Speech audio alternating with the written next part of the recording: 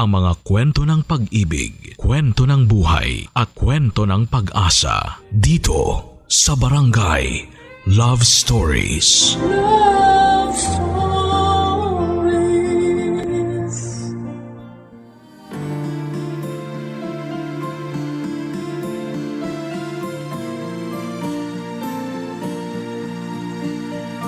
Marami sa atin ang gagawin ang lahat para sa kapatid. Ang mga kapatid natin ang nagsisilbing best friend natin sa panghabang buhay. Ikaw, kabarangay, at sa lahat ng mga audience natin sa Robinsons Metro East, ano ang kaya mong gawin para sa kapatid mo? Dear Papa Dudut, magandang araw po sa inyo. Ako nga pala si Mary Joy, isa sa mga suki ninyong tagapakinig sa Barangay LS. Lagi po ako nakatutok at sobrang saya ko nang makita ko na pwedeng magpadala ng sulat sa inyo. Kaya naman naisipan kong ibahagi ang ilang bahagi ng buhay ko. Lumaki po ako sa isang simpleng pamilya. Sobrang hirap ng buhay noon at halos kapos sa lahat ng bagay, pero pilit pa rin kinakaya ng mga magulang ko para mapalaki kaming magkakapatid. Lalo na ang bunso kong si Chelsea. Kaya nung medyo nakakaintindi na ako ay ginawa ko na talaga ang lahat, Papa Dudut, para makaahon kami. At sa tulong ng scholarship at pagiging working student ay nakapagtapos ako ng kolehiyo at sa awa ng Diyos ay nakahanap ako ng maayos na trabaho. Ngayon ay meron na akong magandang tirahan at unti-unting nakakabangon sa buhay. Dahil doon ay pinili kong kupkupin si Chelsea. Ako ang sumusuporta sa kanya habang nag-aaral siya sa kolehiyo, pero aminado po ako na medyo nasobrahan yata ako sa pag-aalaga sa kanya, Papa Dudut. Nasanay siya sa lahat ng gusto niya ay ibinibigay ko.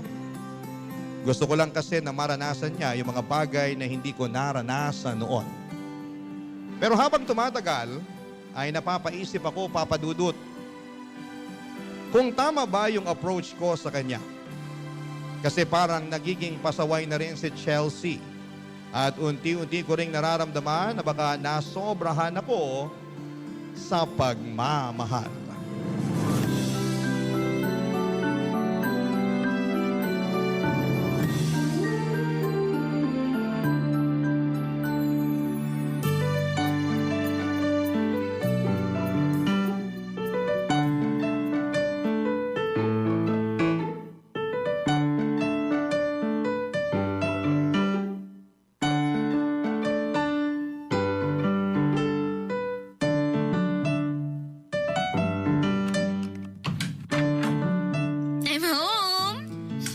Oh, mabuti naman at nakauwi ka na.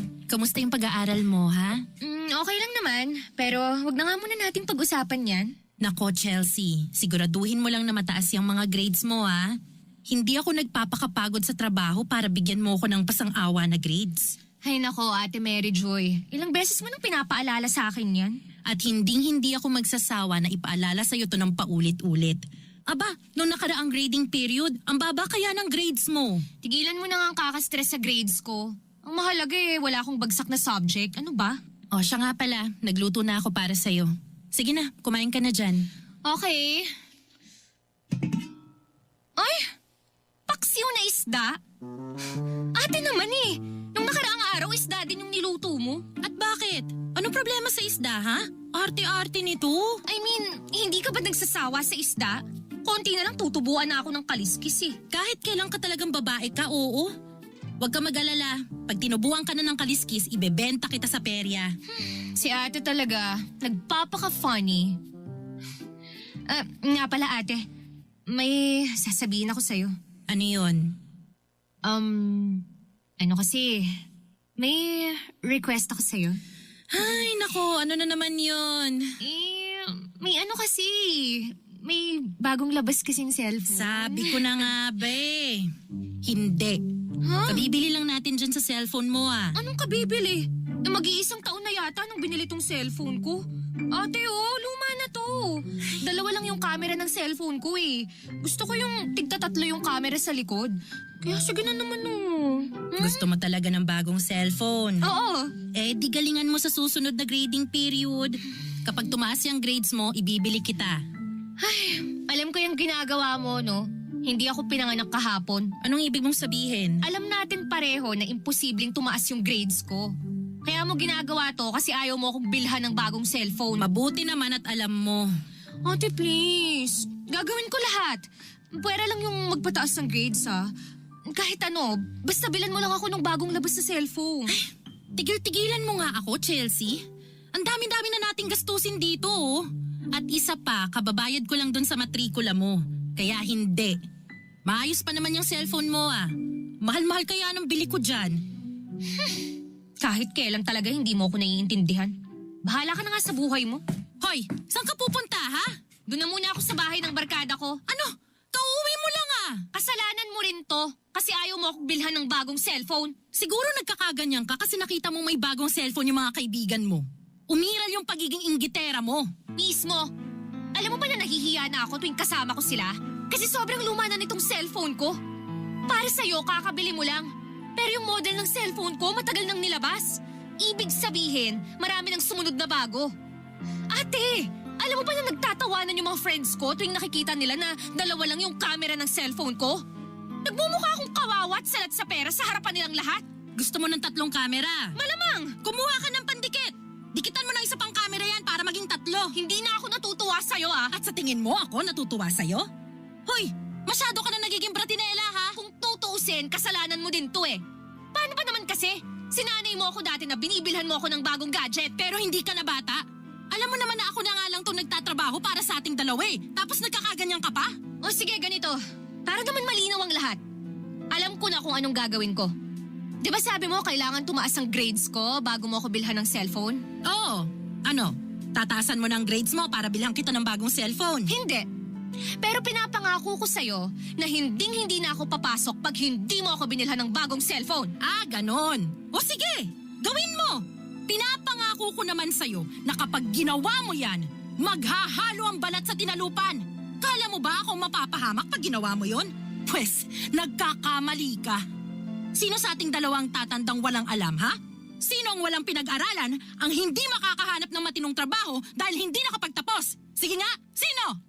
Makaalis na nga lang. Bahala ka sa buhay mo. Eh, bahala ka rin sa buhay mo.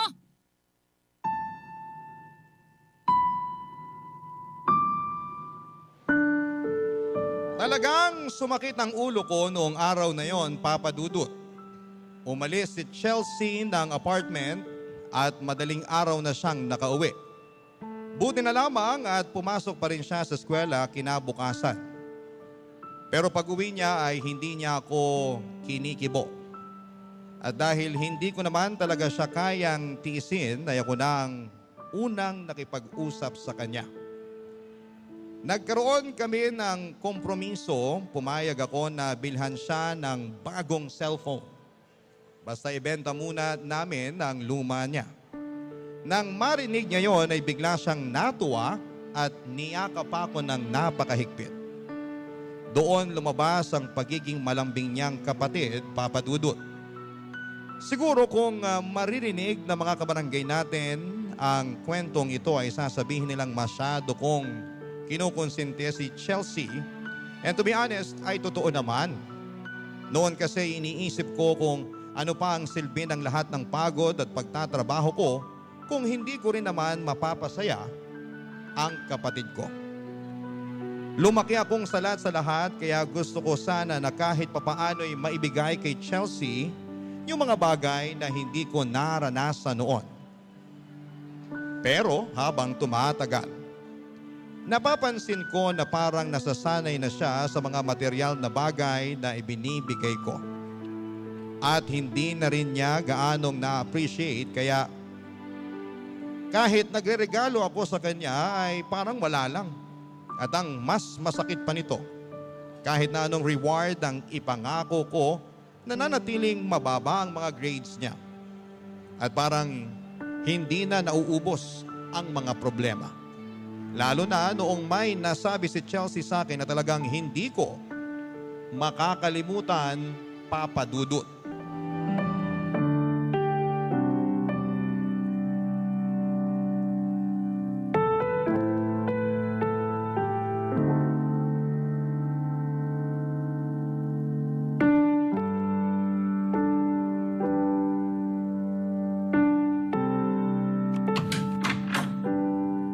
Oh, buti nakauwi ka na. Ate, ayoko na. Hoy, kumalma ka nga. Ano bang pinagsasasabi mo dyan, ha? Nababaliw na ako sa dami ng reports at projects namin. O tapos? Hindi mo ba magets? Ayoko nang pumasok sa eskwelahan. Chelsea, nasisiraan ka na ba talaga ng bait? Hoy, yan ang wag na wag mong gagawin. Pero ate, marami akong classmate na nag-drop out na. At mukhang maayos naman yung mga buhay nila. At paano mo naman nasabing maayos ang buhay nila? Biglang yaman ba? May sarili agad negosyo? Trabaho? O baka naman nakaasa sa mga magulang nila? Chelsea, akala mo ba talaga ganun kadali ang buhay? Ay, para sabihin ko sa'yo, hindi! Alam mo ba na kapag hindi ka nakapagtapos ng kolehiyo dito sa Pilipinas, mahihirapan ka na maghanap ng desente na trabaho, ha? Marami akong kaibigan na nasa call center ngayon. At ang laki ng sahod na natatanggap nila. Kung gusto mong mag-call center, walang masama doon at hindi kita pipigilan. Basta tapusin mo muna yung pag-aaral mo para ma-secure natin yung future mo. Sa pag-aaral nga, wala kang tiyaga sa pagiging empleyado pa kaya. Ate, sigurado ako na uugod-ugod na ako sa oras na makapagtapos na ako ng pag-aaral. Tama bang ilang taon ang kailangan kong gugulin para lang pag-aralan ng mga bagay na hindi ko naman magagamit sa totoong buhay? Anong hindi? Alam mo ikaw, dapat nagpasalamat ka pa nga At bakit? Alam mo ba na ang daming estudyante dyan na nag-working student o di kaya nag-a-apply ng scholarship para lang makapagtapos ng pag-aaral? Tapos ikaw, binabaliwala mo lang yung opportunity na makapag-aral? Kung umasta ka, kala mo laking abala ng pag-aaral Kung alam mo lang yung hirap ko at pagtitiis para lang may ipambayat dyan sa matrikula mo. Eh bakit mo sinusumbat sa akin yan? Responsibilidad mong pag-aralin ako. Sinabi ko bang pag-aralin mo ko? Nagmakaawa ba ako, O ha? ikaw, hindi ko na nagugustuhan yung tabas ng dila mo, ha? Bakit? Totoo naman Ikaw tong nagpresenta na kupkupin at paaralin ako. Tapos ngayon manunumbat ka? Alam mo ikaw, dapat nga magpasalamat ka pa na kinuha kita kina mama at papa Pero imbis na magpasalamat, mas lalo mo pang inaabuso yung kabaitan ko sa'yo. So anong gagawin mo ngayon? Ibabalik mo ako sa pinanggalingan ko, ha? Kung gagawin mo yan, mas lalo mo lang pinatunayan na wala kang kwentang ate. Hoy, wala akong sinabing ganyan, ha? Ang punto ko dito, hindi ka magda-drop out. Tapos ang usapan, Chelsea. Ay hindi ate! Hindi pa tapos ang usapan. At hindi ito matatapos kung hindi mo ako pakikinggan. Kung tutuusin ang dami-dami naman dyan na hindi nakapagtapos pero sobrang successful na ngayon. Oo, alam ko. Pero para sabihin ko lang din sa'yo, mas marami kang trabaho na mapagpipilian kapag nakapagtapos ka. Ay basta! Ayoko na mag-aral. At wala ka nang magagawa doon. Talaga ba? E di sige. Hoy ate! Saan ka pupunta ha? Total, ayaw mo namang mag-aaral. Babawiin ko na tong laptop mo. Saan na ba yun, ha? Ito. Di ba magda-drop out ka na? Ibig sabihin nun, wala nang silbi sa'yo tong laptop mo. Total, binili ko naman to para may magamit ka sa eskwelahan. Kasi sabi mo nun, kailangan mo to para sa mga report mo kuno, di ba? E bilang hindi ka na kamo papasok, e di babawiin ko na. Ay, siya nga pala. Bago ko makalimutan, akin na rin yung cellphone mo. Ano? Ibigay mo sa akin na magkakagulo tayo dito. Ano, mamili ka. Hindi! Bakit? Hindi ba tayo nagkakagulo sa lagay na to, ha? Maniwala ka sa akin, hindi ko pa nasasagad tong kamalditahan ko. Ano na, ibibigay mo sa akin o hindi? Ano, gusto mong bilangan pa kita Sinasabi ko sa'yo, Chelsea, pagsisisihan mong sinagad mong galit ko. Oo na, eto na! Siguro itong laptop ibebenta ko na para may pambayad tayo sa apartment sa susunod na buwan. Ha? Nasisiraan ka na ba talaga ng bait? Ay, hindi! Seryoso ako.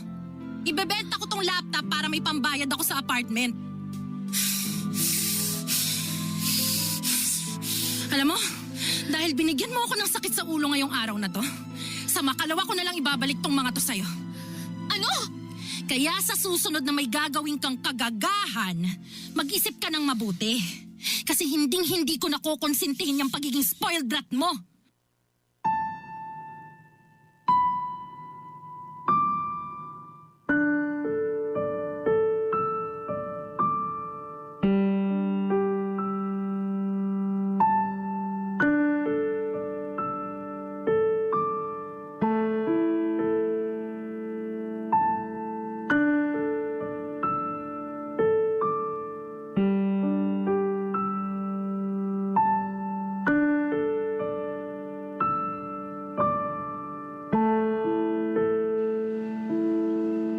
At gaya ng inaasahan, Papa Dudut, ay hindi kami nagkibuan ni Chelsea.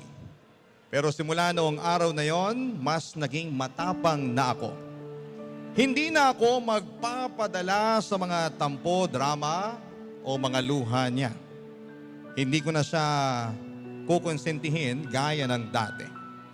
Napagtanto ko kasi na ang tunay na pagmamahal ay hindi lang nakikita sa pagbibigay ng material na bagay. Oo, mga kabarangay, masarap pong magbigay, lalo na sa taong mahal mo. Pero mas mahalaga yung pagtutuwid mo sa kanya kapag alam mong may mali na sa kanyang ginagawa. Ang pagmamahal dapat hindi lang nagpapasaya, dapat ay nagpapabuti rin. Dati, iniisip ko na basta na ibibigay ko ang gusto niya ay okay na yon. Pero ngayon, Papa Dudut, ay naiintindihan ko na ang pagdidisiplina at pagbibigay ng payo ay mas malalim na paraan ng pag-aalaga at pagmamahal. Kasi kung totoo kang may malasakit sa isang tao, hindi mo hahayaang mapariwara siya sa kanyang buhay, Papa Dudut. Hindi mo siya hahayaan sa mga maling desisyon niya. Kaya kahit na masakit at mahirap ay mas pinili ko na huwag magpadala sa mga tantrums ni Chelsea kasi mahal ko siya at gusto kong mas maging mabuting tao siya balang araw. Barangay Love Stories. Barangay Love Stories. Love Stories.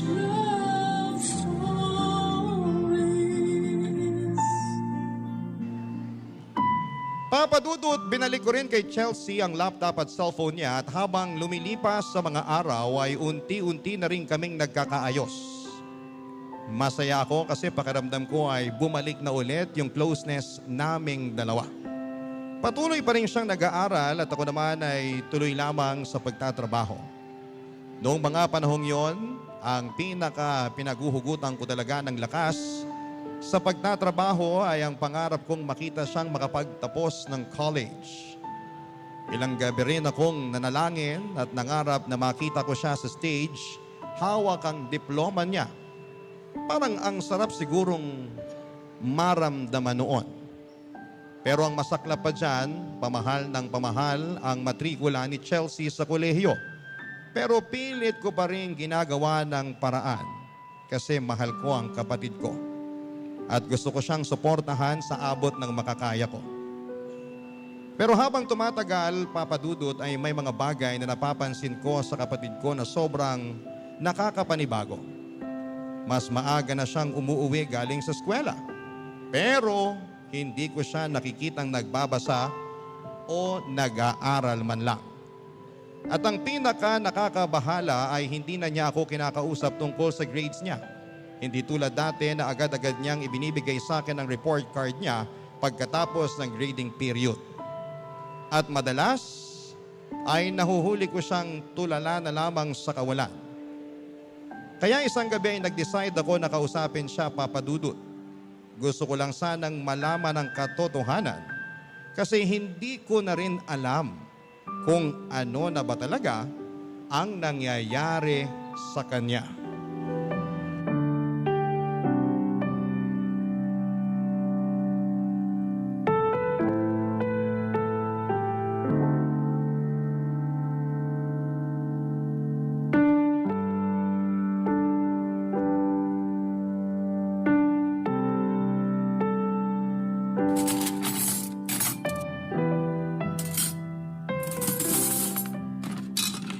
Siya nga pala, Chelsea. Bago tayo kumain, may gusto sana akong pag-usapan natin. Bakit? Ano yun? Ano kasi, Ano ba naman yan? Kinakabahan na ako Tungkol saan ba? nitong mga nakaraang buwan, napapansin ko na kasi na parang napapaaga na yung uwi mo galing eskwelahan. Eh, di ba dati-rati may mga araw na gabi ka na umuwi? O kaya dinner time? Kasi may mga klase kayo na hapon ang umpisa, di ba? Alam mo ate, may mga panahon kasi na absent yung professor namin. Kaya napapaaga yung uwi ko. Tigilan mo na nga yung kaka-overthink mo dyan. Kaya mas lalo kang nai-stress Ganun ba? Sige na, kain na tayo. Chelsea, may isa pa pala akong tanong. Bakit hindi kita nakikitang nag-aaral dito sa bahay? Wala ba kayong assignment kapag absent yung prof nyo? Paano yung mga quiz o mga kung anong mga exam, ganyan? Sa school ko na kasi binabasa lahat ng mga kailangan kong basahin. Yun lang ba? Yun lang ba ang dahilan? Lahat ng kailangan yung gawin natatapos nyo sa eskwelahan? Totoo ba yan, Chelsea? Kasi ako nung nag-aaral ako, lahat inuuwi ko sa bahay eh. Imposibleng matapos ko sa loob ng classroom bago umuwi yun eh. Eh, ikaw yun. Iba na kami ngayon. Chelsea, alam ko may tinatago ka. Sige na, magsabi ka sa akin. Ano ba yun? Ano nangyayari? May problema ka ba? Sinabi na ngang wala eh, wala. Ayun ka na naman sa pagiging dudera mo eh. Oh, ba't nagagalit ka? Kung walang problema, bakit ang bilis tumaas ng emosyon mo? Chelsea, magkapatid tayo. At hinding-hindi mo ako maloloko. Magsalita ka na. Ano nangyayari? Wala nga. Anong nangyayari? Oh, ba't ka umiiyak? Ate, Bakit? Hoy, bakit Chelsea? Magsalita ka! Bakit nga? Siguro may bagsak ka, no? Yun ba? Ay, Chelsea, aaminin ko na masyado kitang natalakan nun. At siguro nape-pressure kita ng dahil doon. Kaya kung may bagsak ka, maiintindihan ko naman eh. Basta aminin mo lang. Sige na. Magagawan pa naman natin yan ng paraan kung sakali eh. Anong subject? Ilang subject? Sinong prof mo? Sabihin mo sa akin at kakausapin ko. Ate, hindi na kailangan. Bakit? Kasi wala na eh. Nag-drop out na ako. Ano? Ay! Ulitin mo nga yung sinabi mo. I'm sorry, pero ilang buwan na akong hindi pumapasok. Pambihira ka naman, Chelsea! Ibig sabihin, nagpapanggap ka lang na pumapasok ka para lokohin ako? Bakit? Bakit mo nagawa yun, ha? Bakit? Pasensya ka na, ate. Pero hindi ko na talaga kaya yung pressure ng college eh. Ang dami-dami naming assignments, reports, at research. Ate, mababaliw na ako kapag pinagpatuloy ko pa yung... Ako ang mababaliw sa ginagawa mo, Chelsea! Ate, sorry na. Please. Intindihin mo naman kung saan ako nanggagaling, oh. Bakit ako? Ni minsan ba inintindi mo kung saan ako nanggagaling? Grabe, ha? Sobrang selfish mo. Ginagawa ko na lahat para mapabuti yung buhay mo, pero bakit ganon? Bakit palagi mo na lang hinihilap pababa yung sarili mo tuwing sinusubukan kitang iangat? Matagal ko nang sinabi sa'yo na ayoko nang mag-aral. Pero ikaw lang naman to nagpupumilit eh. Ang bigat-bigat na ng loob ko. Para akong gumagapang papasok ng eskwelahan. At tuwing nasa loob ako ng classroom, parang hindi ako makahinga. Kasi ayoko doon. Ayoko na. Pero di ko lubos akalain na darating ka sa putong lolokohin mo ako! Huwag ka mag-alala.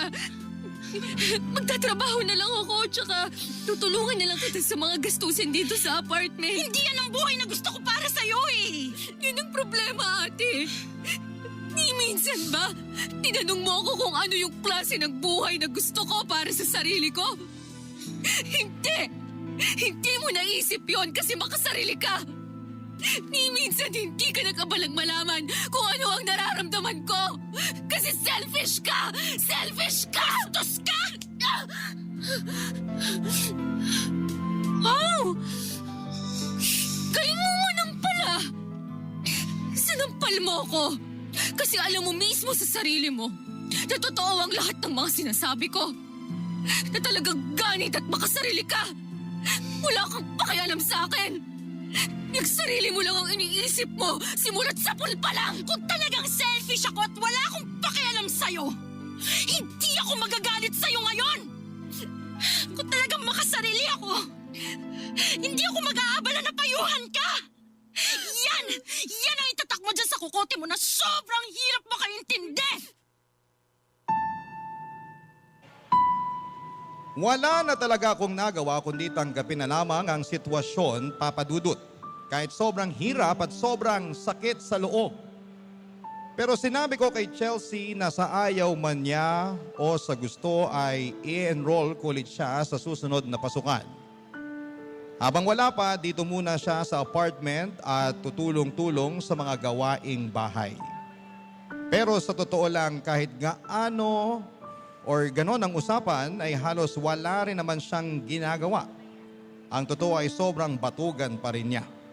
Pag uwi ko galing trabaho ay ako pa rin ang gumagawa ng lahat. Parang kahit na anong pagod at sakripisyo ang ibigay ko ay sunod-sunod pa rin ang problema at pakiramdam ko ay wala akong pahinga.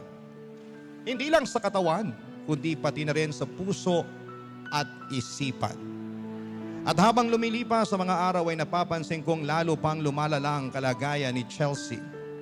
Madalas siyang matamlay, walang ganang kumain at minsan ay parang ang init pa ng ulo niya kahit tungkol sa maliliit na bagay lang. Nung una, iniisip ko na baka nababagot lamang siya sa apartment kasi nga hindi na siya nag-aaral. At wala siyang masyadong ginagawa. Pero habang tumatagal ay mas lalo akong kinukutuban na may mas malalim na kadahilanan sa likod ng mga pagbabago sa kanya. Kaya kahit natatakot ako sa maaari kong malaman ay nag-decide na akong kumilos. Bago pa may mangyaring masama sa kapatid ko, Papa Dudut.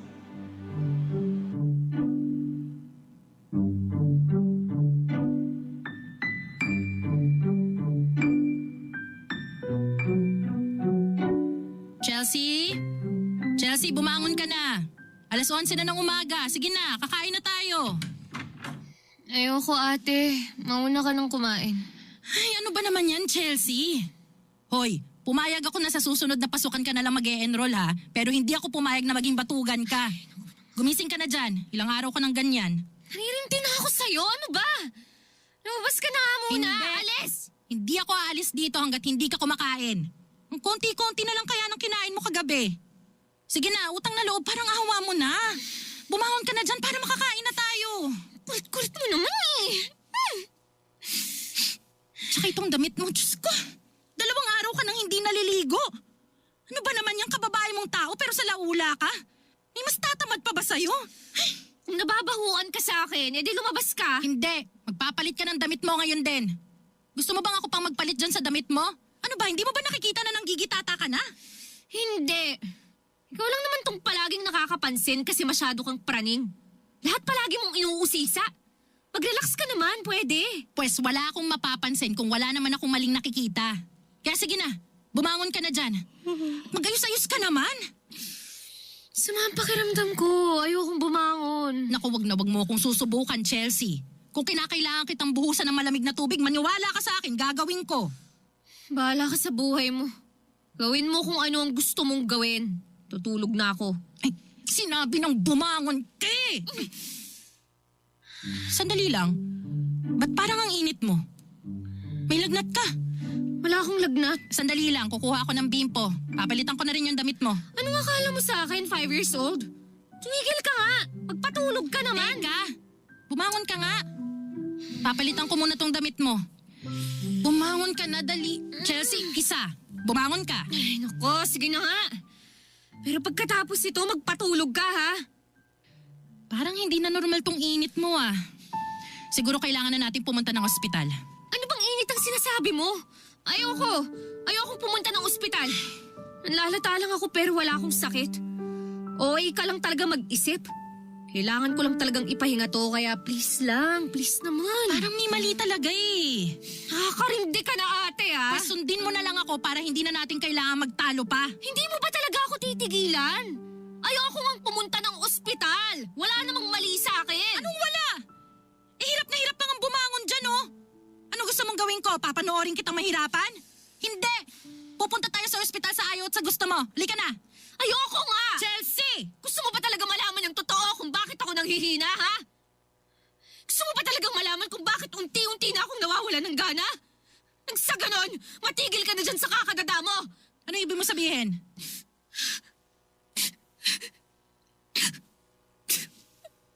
Chelsea, magsalita ka! Magsalita ka! Hindi ako sigurado, ate, pero Pero ano? Pero ano? Pero matagal na akong nagdududa na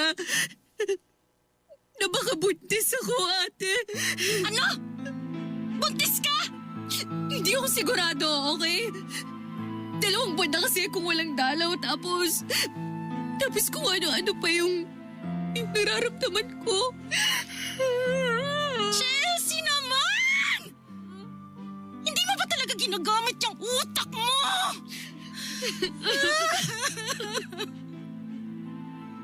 Yung pag-drop out mo nung college, matatanggap ko pa yun eh. Pero ito, Diyos ko. Sino yung ama na dinadala mo, ha? Sino? Ate. Ate, wag ka munang magalit. Kaya hindi ko sinabi sa'yo kasi alam ko magkakaganyan ka eh. Pero ate, hindi ko na talaga kayang itago itong pinagdadaanan ko. Ngayon ko mas kailangan ng karamay. Kaya please lang, wag mo na akong pagalitan ng sigawan. Tinatanong kita, sinong gumawa sa'yo niyan? Saan nakatira yung walang hiyang lalaki na nakabuntis sa'yo, ha? Pupuntahan at kakausapin ko! Ate, ginawa ko na yan. Nung sinabi ko sa kanya na may duda akong buntis ako, bigla na lang siyang nawala. Tapos nung pinuntahan ko siya sa bahay nila, wala na rin siya doon. Nag-deactivate na rin siya ng social media account niya. Hindi ko na alam kung anong gagawin ko. Litong-lito na ako, ate.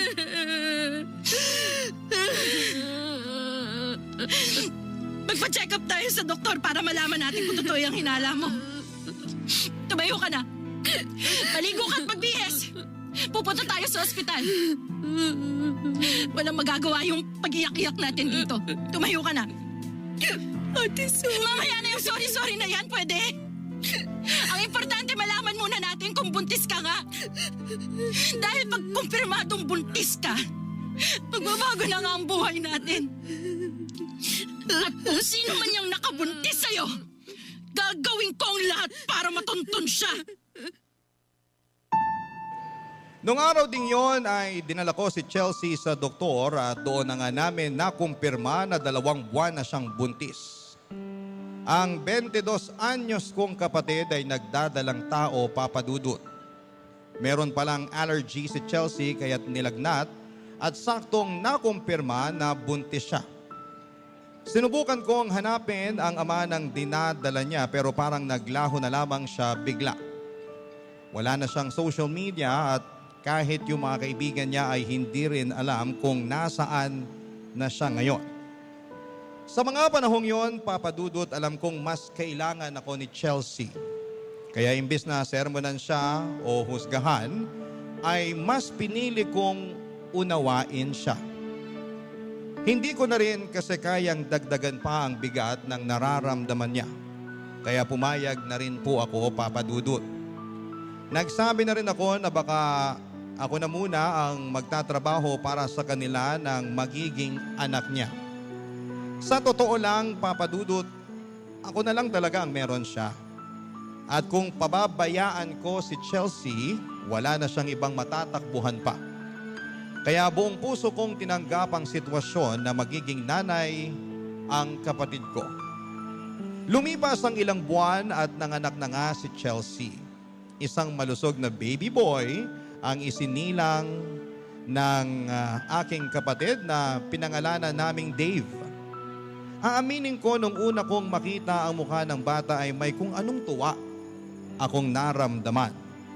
Parang biglang lumambot ang puso ko at nawala lahat ng mga pasakit sa akin ng kapatid ko. Si Chelsea naman ay halatang hindi pa handa at parang lutang pa rin sa lahat ng mga nangyayari.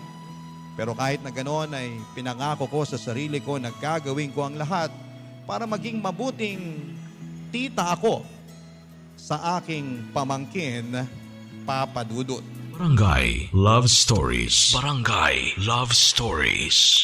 Papa Dudut, naging maayos naman ang lagay namin ng mga sumunod na taon. Sumubok siyang mag-aral pero mukhang hindi talaga para sa kanya. At habang lumilipas sa mga taon ay unti-unti naming napapansin na parang may kakaiba sa kinikilos ni Dave. Lalo na noong 2 years old siya. Hindi siya nakikipaglaro sa ibang bata at laging nag-iisa. At kapag kinakausap mo siya ay parang hindi siya makatingin ng direkta. Nung una ay iniisip ko lamang na baka sobrang mahiyain siya pero habang tumatagal ay mas lalo kong nararamdaman na may mga hindi tama. Kaya naman minabuti kong kausapin si Chelsea tungkol sa anak niya. Pero ang nakakalungkot nito, parang wala siyang interes sa kalagayan ng anak niya. Binabaliwala lang ni Chelsea sa tuwing binabanggit ko si Dave at mga napapansin ko. Ang pinakamasakit sa akin ay anak niya yon pero parang ako pa rin ang mas nag-aalaga. Pero kahit na ganoon, Papa Dudut, ay pinangako ko sa sarili ko na hindi ko pababayaan si Dave. Gagawin ko pa rin ang lahat para maging mabuting tita sa kanya. Hanggang sa isang araw, hindi ko na talaga kinaya, Papa Dudut. Pag uwi ko galing trabaho, sobrang gulo ng apartment, nagkalat ang mga laruan, marumi ang sahig at si Dave naman ay sobrang gusgusin na tila walang nag-aalaga. Samantalang si Chelsea nakahiga lamang at nakatutok sa kanyang cellphone. Parang wala siyang pakialam. Kaya nung araw ding yon ay kinausap ko na siya ng masinsinan at napagtanto ko na hindi na ako pwedeng manahimik pa.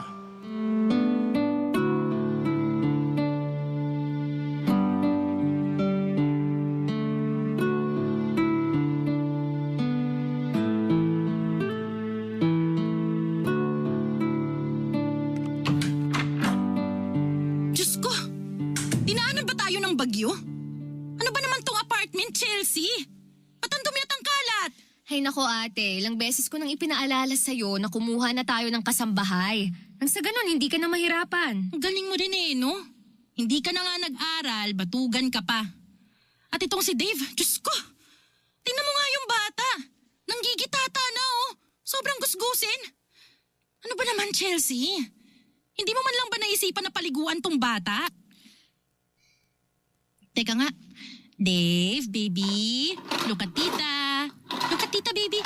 Sige na, baby. Go to your room muna. Go to your room muna, ha? Dave, go to your room muna, baby. Doon. Doon, banda doon. To your room. To your room, Dave. Susunod na lang ako mamaya, ha? Oo. Susunod si tita. Go na, go na. Make sure you close the door, ha? Close the door. Close the door, ha? Ba't pa ako mag-aabala na paliguan yan? Ganun din naman. Madudumihan pa rin yan kasi nga bata. Gusto mo ikaw paliguan ko ng kumukulong tubig para mahimasmasang ka dyan sa kahibangan mo, ha? Kumalma ka nga, pwede. Masyado kang stressed Liit na bagay. Ewan ko sa'yo. Ang galing mong mga tuwiran dyan puro walang kakwenta-kwenta naman yung mga palusot mo. Alam mo, Chelsea, may kailangan tayong pag-usapan Ano na naman yun? Wala ka bang napapansing kakaiba dyan kay Dave? Maliban sa pagiging gusgusin niya, wala na. Ano ka ba? Seryoso ko. Matagal ko nang napapansin na parang hindi nakikisalamuha yung bata sa mga kaedad niya. Tapos tuwing kinakausap mo siya, parang hindi siya makatingin ng diretso sa'yo. At isa pa, yung ibang bata nakakapagsalita na ng maayos. Pero itong si Dave, hirap na hirap pa rin makabigkas ng simpleng salita hanggang ngayon. Wow! Ang dami mong napansin Kung sa bagay, ba't pa nga ba ako magtataka? Simulat sa pool pa lang, hilig mo nang punahin ang ibang tao. Hindi ako nakikipagbiruan sa'yo, ano ba? Ate, yung lahat ng binanggit mo tungkol kay Dave, normal yan, okay? Malamang, bata pa. Kaya syempre, palaging naiilang. Mahihain, ganun. Hindi, Chelsea. Iba talaga Hindi na normal yung mga kinikilos niya. Siguro panahon na para dalhin natin si Dave sa doktor para malaman natin kung ano talagang nangyayari. Ano sa tingin mo? Pwede naman. Basta ikaw bahala sa lahat ng mga kailangang bayaran Ano pa nga ba? Tingin mo aasahan kita gumastos? Simula nung nabuntis ka at pinanganak mo yang si Dave, ako na naman ang sumasalo sa lahat ng mga kailangan nating bayaran, di ba? Nanunumbat ka ba? Hindi! Pero ma-appreciate ko kung magkakaroon ka ng kusa na maghanap ng trabaho. Kung ganun, sinong may iiwan dito sa apartment para bantayan si Dave? At bakit? Ni minsan ba binantayan mo ng maayos yung anak mo? Eh kung hindi ko binabantayan yan, di sana matagal na siyang patay. Hoy Chelsea, yung bunganga mo Alam mo ate, matagal ko nang pinag-iisipan to eh. Bakit hindi na lang natin ipaampun si Dave? Anong sabi mo? Ipaampun na lang natin si Utang Dave. na loob! Nasisiraan ka na ba talaga ng bait, Chelsea? Seryoso ako! Ate, isipin mo ha. Mas lalong gagaan ang buhay natin kapag nawala sa landas natin yung bata na yun. Anong kagagahan niyang sinasabi mo? Oo, aaminin ko na may mga pagkakataon na nahihirapan ako sa pag-aalaga kay Dave. Pero kayang-kaya kong tiisin yun. Ikaw nga nagawa kong tiisin eh. Si Dave pa kaya na walang kamalay-malay sa mundo. Kahit kailan talaga hindi ka na nagbago. Taon na ang lumipas pero kung umasta ka, kala mo wala ka pa ring anak. Ay, napaka-irresponsable mo tapos ngayon gusto mo pang gumawa ng isang malaking pagkakamali? Pagkakamali? Eh ni minsan hindi ko ginustong magkaanak. Yang batang yan ang malaking pagkakamali. Hoy, hinaan mo nga yung boses mo. Baka mamaya marinig ka pa ng bata eh. Para namang maiintindihan niya ako. Kahit siguro isigaw ko pa sa kanya yung mga sinabi ko, tutunga nga lang siya. Sa'yo na rin mismo nang galing, di ba? Na parang may diferensya sa utak yung batang yun. Kaya huwag ka mag-alala. Hindi niya naman maiintindihan tong pinag-uusapan natin. Kahit mura-murahin ko pa siya. Sabihin mo na kung anong gusto mong sabihin. Pero pag hindi mo pinaampun yang si Dave, di magdusa ka sa pag-aalaga sa batang yun. Dapat talaga, pinalaglag ko na lang yung batang yun eh.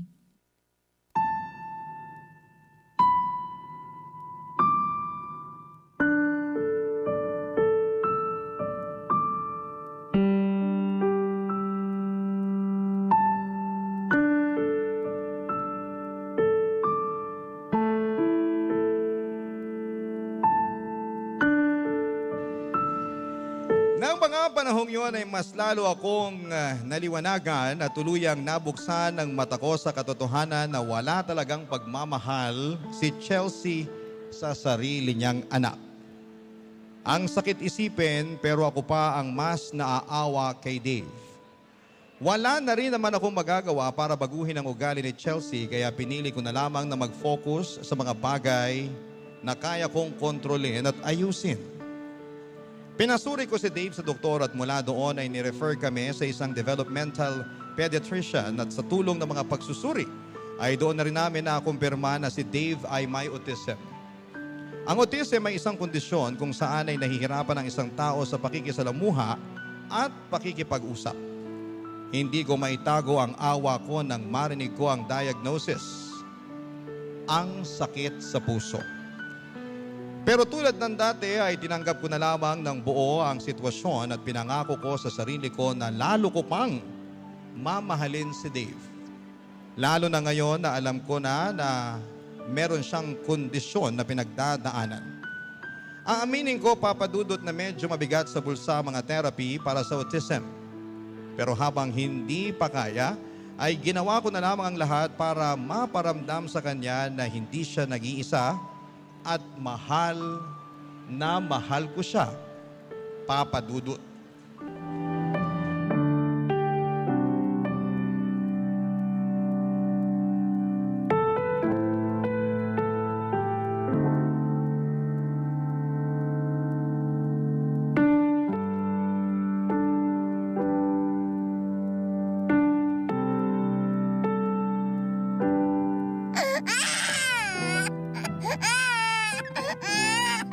Utang na loob, manahimik ka ng bata ka! Hoy Chelsea! Ano ginagawa mo kay Dave, ha? Paano ba naman kasi? Kanina pa nagwawala yung batang yan. Mukhang may diferensya yata sa utak eh. Manang-mana sa tatay niya. Hoy, huwag mo nga pagsalitaan ng ganyan yung bata. Patahimikin mo yung batang yan. Sakit-sakit ng tenga ko. Ikaw ang dapat tumahimik. 3 years old na bata, pinapatulan mo? Nakakasar kasi eh. Napaka-abnormal. Hoy, bibig mo, Chelsea. Alam mo ba na pina-check up ko na sa pedia si Dave, ha? At ang sinabi ng pedia na may autism yung bata. Autism? Anong autism? Tsaka hindi mo naman kunento sa akin na dinala mo na pala sa pedia yung bata na yan. Anong hindi? Sinasabi ko na nga sa'yo na dapat patingnan si Dave, kaya lang abala ka sa pagiging walang kwentang ina. Ate, sa tingin mo ba talaga matatanggap ko pa yung si Dave? Yang bata na yan ang dahilan kung bakit nasira ang kinabukasan ko. Wag na wag mong sisisihin si Dave sa mga palpak na desisyon mo sa buhay, ha? Kasi ikaw mismo ang sumira sa kinabukasan mo, hindi siya. Ah, talaga ba? So ano, Napag-uusapan na naman ba natin yung pagtigil ko sa pag-aaral, ha? Hindi ka pa ba nagsasawa? Palagi mo nalang pinamumukha sa akin na hindi ako nakapagtapos. Ako pa ba ang may problema? O baka ikaw na? Kasi ikaw tong hindi makausad. Ikaw wag mo akong babaliktarin ha. Kasi simula nung ipinanganak mo yung si Dave, wala na akong ibang hiningi at ginusto sa'yo kung hindi ang magpakananay sa kanya. Yung maging responsable kang magulang. Alagaan mo yung anak mo, tutukan mo yung paglaki niya. I'm sorry, ate. Pero masyadong malaki ang hinihingi mo. Masyadong malaki? Ibang klase ka talaga, Chelsea. Pwes kung hindi mo kayang ituring yung bata bilang anak mo, sana naman, tratuhin mo man lang siya bilang tao.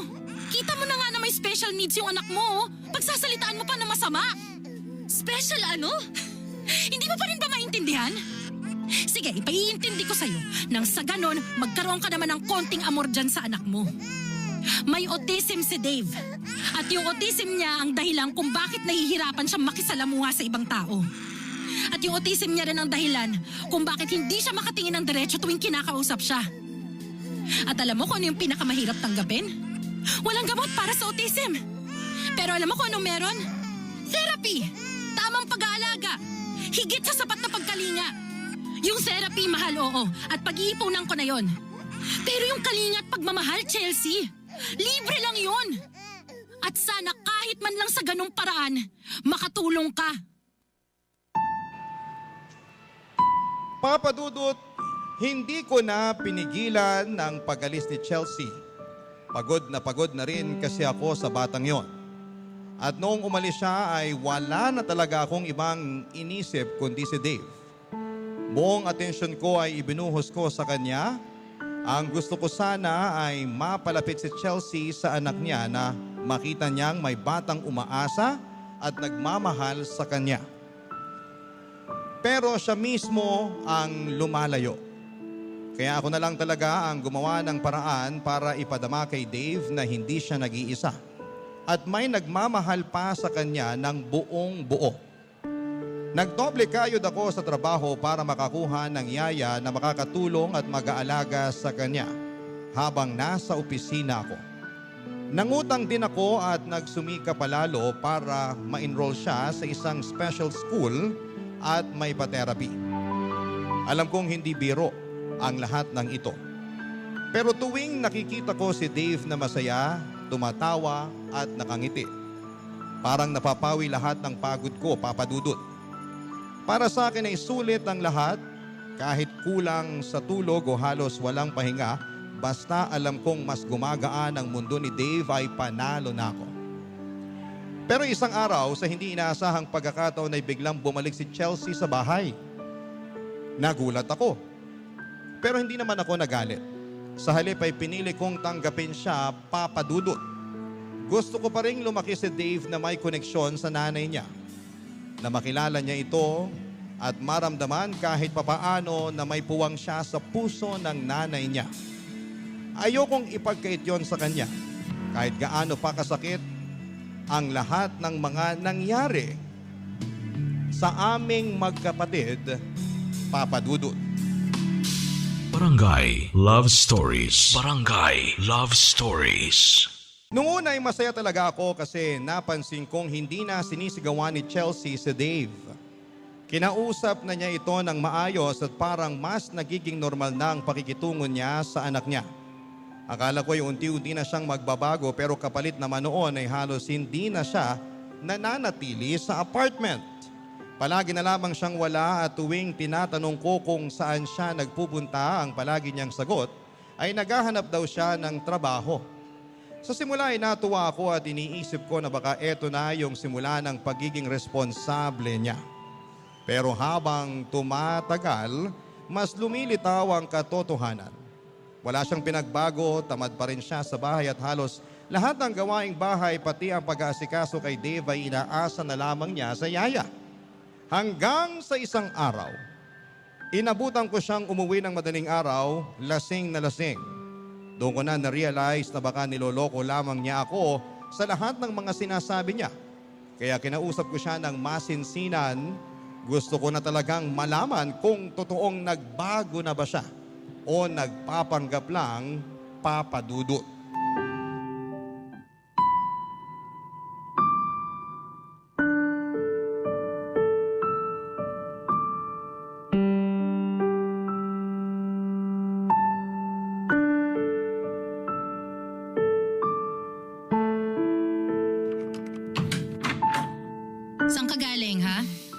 Hi, ate. How are you? Di bang sabi mo sa akin maghahanap ka ng trabaho?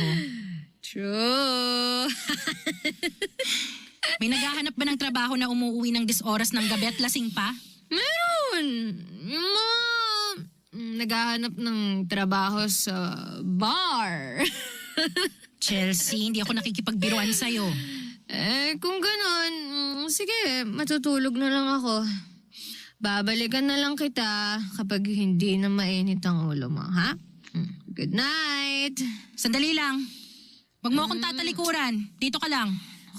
Nako, kung sesermonan mo lang ako, ipagbaliban mo na lang muna yan. Naghanap ka ng ibang kausap mo. Kailan ka pa ba magbabago, ha? Chelsea, may anak ka na. At kailangan ng anak mo ng isang nanay na magmamahal sa kanya. Kaya nagmamakaawa ako sa'yo, Chelsea. Please lang, magbago ka na. Hindi ba't simulat sa pool pa lang? Sinabi ko na sa'yo na ipampon mo na lang yung si Dave. Kung nakinig ka lang sana sa akin, di sana hindi ka na namumroblema. Ano naman ang kinalaman ng bata sa mga kagagahang ginawa mo? At para sabihin ko sa'yo, ikaw pa rin ang nanay ng bata. Ay nako ate, pinapaubaya ko na sa yung role na yan, ha? Huwag kang mag-alala. Kasi hindi ako makikihati sa'yo.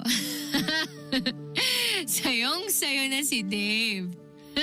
Sabihin mo nga sa akin ang totoo, Chelsea. Bakit ba galit na galit ka sa bata, ha?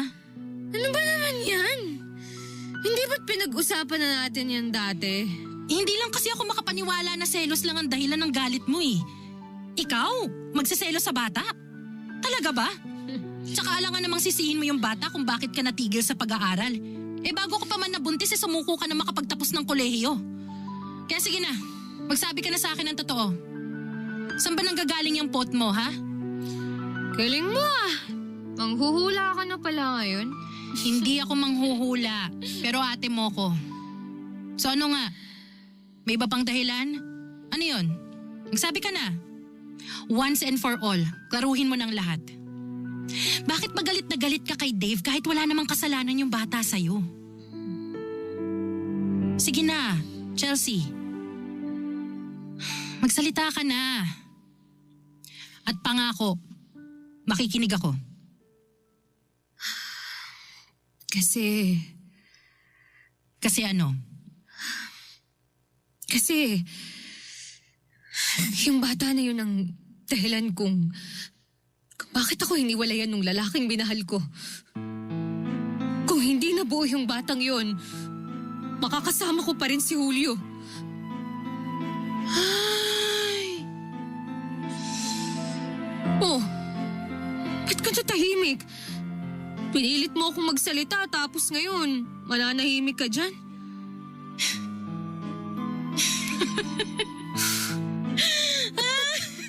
Natatawa ka pa, ha? Akala ko ba makikinig ka, ha? Nakikinig naman ako, ha? Pero Chelsea, hindi ibig sabihin nun sasang-ayon na ako sa mga sinabi mo. I'm sorry, ha, pero ang babaw ng rason mo. Ano? Chelsea, tanga ka ba talaga? Walang kinalaman yung bata sa nangyari sa'yo at dun sa classmate mo. Ate Mary Joy, kung hindi ko lang sana sinabi kay Julio na buntis ako noon, hindi siya matatakot, hindi siya magtatago. Kaya malamang, kami pa rin hanggang ngayon. Kasi alam mo ate, mahal ko pa rin siya eh. Mahal ko pa rin si Julio. Ano tingin mo sa lalaking yon, ha? Namamahalin ka niya maging sino ka man? Kung talagang minahal ka ng lalaking yon, pinanindigan ka na niya at yung batang nabuo ninyo. Pero hindi! Mas pinili niya magtago para takasan ang responsibilidad niya sa inyo. Diyos ko, Chelsea! Patawarin ka sana ng Diyos sa mga pinagsasasabay mo. Hindi ko na alam! Hindi ko na talaga alam kung ano pang gagawin ko sa'yo para umayos yung lagay ng utak mo. Ginawa ko naman lahat para maging maayos ang buhay natin, ha? Pero bakit ganyan ang kinalabasan mo? Isang babae na baliko ang pag-iisip at masyadong ibang sa pag-ibig. Kahit na anong gawin ko, Papa Dudut, ay parang hindi na talaga magbabago ang kapatid kong si Chelsea. Sinubukan ko siyang tulungan sa paghahanap ng trabaho, pwersahan na ang ginawa ko. Binilhan ko siya ng laptop at tinuruan kung saan pwedeng mag-apply ng work from home. Pero sa halip na maghanap ng trabaho ay nagawa pang ibenta yung laptop na ibinigay ko sa kanya. Yung laptop na pinaghirapan ko at ginamit lang niya yung pera para makagala at mag-party. Tulad ng nakasanayan, inaasa pa rin niya ang lahat sa yaya. Sa totoo lang ay dumating ako sa punto na gusto ko na talaga siyang paalisin sa bahay. Sobrang bigat na ng sitwasyon at pakiramdam ko ay sinasayang lamang niya ang pagkakataong ibinibigay ko. Pero kahit na ganoon, may parte pa rin sa puso ko na umaasa. Umaasa na balang araw ay magigising siya sa katotohanan at matututong mahalin at alagaan ang anak niya. Hanggang isang araw ay lumapit sa akin si Chelsea. Dala-dala naman niya ang maleta at gamit niya.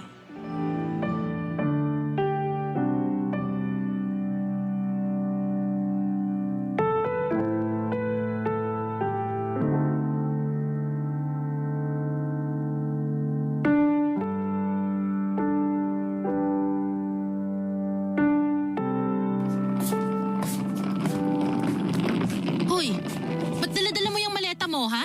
Saan ka pupunta? Ate, I'm sorry, pero aalis na ako. At bakit? Hindi naman kita pinapaalis, ah. Pakiramdam ko kasi parang nasasakal na ako eh. No offense, ate pero ayaw na kitang makasama. At ayoko na rin makasama yung si Dave. Alam mo naman na siguro yan, di ba? Sinubukan ko namang makipagkasundo sa'yo eh. Kaya nga nagawa kong umuwi dito ulit. Pero hindi pa rin pala. Hindi pa rin natin magagawang magsama-sama sa iisang bahay ng maayos. Kahit anong pilit ko, mukhang hindi ko na talaga matatanggap si Dave. Dahil ba hanggang ngayon, patuloy mo pa rin sinisisi yung bata sa naudlot yung relasyon ng classmate mo? Chelsea naman, labas ng bata doon. Walang kasalanan ng bata sa lahat ng mga nangyari. Nauunawaan ko naman yun. Pero ate, sana unawain mo rin naman ako. Hindi ko pa nasusulit yung buhay ko. Ang dami ko pang gustong gawin, gustong maranasan. At hindi ko magagawa yun kung laging may nakabantay sa akin ng mga mata. Laging may bibig na nakaabang para manita, manigaw. Kailangan ko rin namang hanapin ang sarili ko. Alam mo, kung wala kang anak, mauunawaan kita. Pero andito na si Dave eh. For once, Chelsea, sana bawas-bawasan mo naman yung pagiging makasarili mo. Makasarili? Madali lang para sa'yo na sabihin yan. Kasi ni minsan, hindi ka naman nabuntes. Oh, bakit parang kasalanan ko pa ngayon na hindi ako nabuntes? Hindi yun ang tinutumbok ko. Ang punto ko lang naman, sana intindihin mo rin naman na may mga pangarap pa ako sa buhay. Mga pangarap na hindi matutupad kung kasama ko yung si Dave. Napaka-selfish mo naman. Alam mo, nasasaktan ako para sa'yo. Kasi hirap kang makaintindi. Hindi mo naiintindihan na kailangan ni Dave ng isang nanay. Yung tunay na nanay para magawa niyang harapin ang malupit na mundo para sa isang tulad niya. Anong kailangan? Ate, nandyan ka naman Sigurado akong lalaki si Dave na maayos at masaya kasi ikaw ang kasama niya. Pero iba pa rin ang kalinga at pagmamahal ng isang tunay na nanay. Oo, pwede ako magpakananay kay Dave. Pero sa tingin mo ba, kapag nagkaisip na yung bata, hindi niya tatanungin sa akin kung sinong tunay niyang nanay? Alam nga namang habang lumalaki siya paniniwalain ko siyang akong tunay niyang nanay, di ba? Bakit hindi? Ano? Ate, wala akong pakialam kung sasabihin mo sa bata na ikaw ang tunay na nanay niya. Maniwala ka sa akin, ayos lang sa akin yun. Hindi ako masasaktan, maniwala ka. Chelsea, hindi pwede yun. Hindi ako pwedeng magsinungaling sa bata. Hindi pagsisinungaling yun. Kasi totoo naman Halos ikaw na ang gumawa ng lahat ng dapat kong gawin. At alam mo yan. Pero nagmamakaawa ako sa'yo. Please, huwag kang ngang umalis. Ate, please, wag mo na akong pilitin. Sabihin mo na kung anong gusto mong sabihin. Pero ito ang sa tingin ko na makakabuti para sa akin. Ate, bata pa ako. May mga pangarap pa ako para sa sarili ko. Puro ka, sarili ko, sarili ko. Eh di sige! Kung ganon, sige! Lumayas ka! At wag na wag ka nang babalik! Hindi na kailangan ni Dave ng isang nanay na pilit siyang itinataboy at minamaliit. Napaka-selfish mo, Chelsea. Wala ka nang ibang inintindi kung hindi ang sarili mo. Kaya lumayas ka na!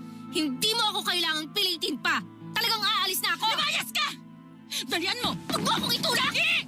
Lumabas ka ng bahay at wag na wag ka na magpapakita sa akin kahit kailan!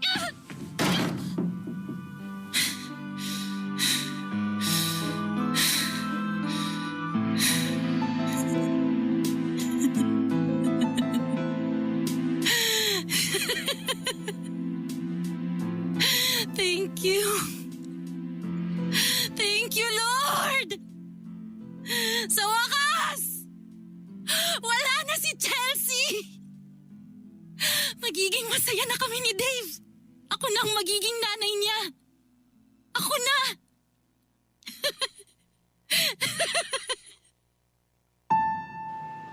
Aaminin ko po, Papa Dudut, noong umalis si Chelsea ng bahay matapos naming mag-usap, kahit papaano'y nakahinga ako ng maluwa. Parang nabunutan ako ng tinik sa dibdib at naibsan yung bigat at stress na matagal ko nang kinikimkim dahil sa kanya. Matapos marinig lahat ng sinabi niya tungkol kay Dave kung papaanong kinamumuhian at pinagseselosan niya ang sarili niyang anak, ay mas lalo lamang akong napadasal na sana wag na siyang bumalik pa. Masakit mang isipin, pero sa puntong yon ay yun na lang ang tanging hiling ko. Siguro mga kabarangay, may mga nakikinig ngayon na huhusgahan ako. Pero alam ng Diyos kung gaano ko pinilit na tulungan na itama si Chelsea. Ginawa ko ang lahat bilang ate at bilang pamilya. Pero sa huli, mas pinili pa rin niyang talikuran hindi lamang ako kundi lalo na ang anak niyang si Dave. Kaya mula noon ay buong puso kong tinanggap na ako na lang ang mag-aalaga at magmamahal sa bata. Hanggang ngayon, patuloy ko pa rin siyang inaalagaan, sinasamahan, sinusuportahan at pinaparamdam sa kanya na hindi siya nag-iisa. Alam kong darating ang panahon na mas mauunawaan ni Dave ang lahat.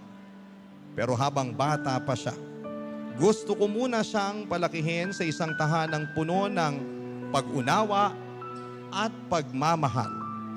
Dito ko na po muna tatapusin ang kwento ko. Maraming salamat po sa pagbibigay ng pagkakataong may bahagi ko ang masakit pero totoo kong karanasan.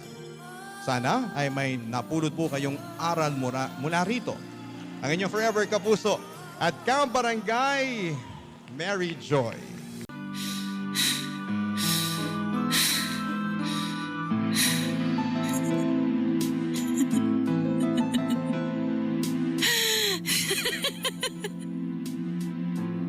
Thank you.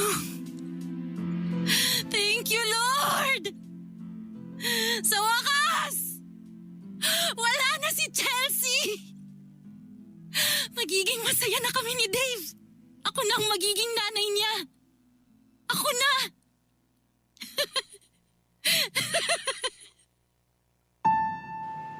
Aaminin ko po, Papa Dudut, noong umalis si Chelsea ng bahay matapos naming mag-usap, kahit papaano'y nakahinga ako ng maluwa. Parang nabunutan ako ng tinik sa dibdib at naibsan yung bigat at stress na matagal ko nang kinikimkim dahil sa kanya. Matapos marinig lahat ng sinabi niya tungkol kay Dave kung papaanong kinamumuhian at pinagseselosan niya ang sarili niyang anak, ay mas lalo lamang akong napadasal na sana wag na siyang bumalik pa. Masakit mang isipin, pero sa puntong yon ay yun na lang ang tanging hiling ko. Siguro mga kabarangay, may mga nakikinig ngayon na huhusgahan ako. Pero alam ng Diyos kung gaano ko pinilit na tulungan na itama si Chelsea. Ginawa ko ang lahat bilang ate at bilang pamilya. Pero sa huli, mas pinili pa rin niyang talikuran hindi lamang ako kundi lalo na ang anak niyang si Dave. Kaya mula noon ay buong puso kong tinanggap na ako na lang ang mag-aalaga at magmamahal sa bata. Hanggang ngayon, patuloy ko pa rin siyang inaalagaan, sinasamahan, sinusuportahan at pinaparamdam sa kanya na hindi siya nag-iisa. Alam kong darating ang panahon na mas mauunawaan ni Dave ang lahat. Pero habang bata pa siya, gusto ko muna siyang palakihin sa isang tahanang puno ng pag-unawa at pagmamahal. Dito ko na po muna tatapusin ang kwento ko. Maraming salamat po sa pagbibigay ng pagkakataong may bahagi ko ang masakit pero totoo kong karanasan. Sana ay may napulot po kayong aral mula rito. Ang inyong forever kapuso at kabarangay, Mary Joy. Barangay Love Stories. Barangay Love Stories. Ako, gigil na gigil talaga ako sa nangyayari sa kwento natin. O ikaw, kabarangay, kumukulo rin ba dugo mo? Pwede kang mag-iwan ng comment sa ating comment section.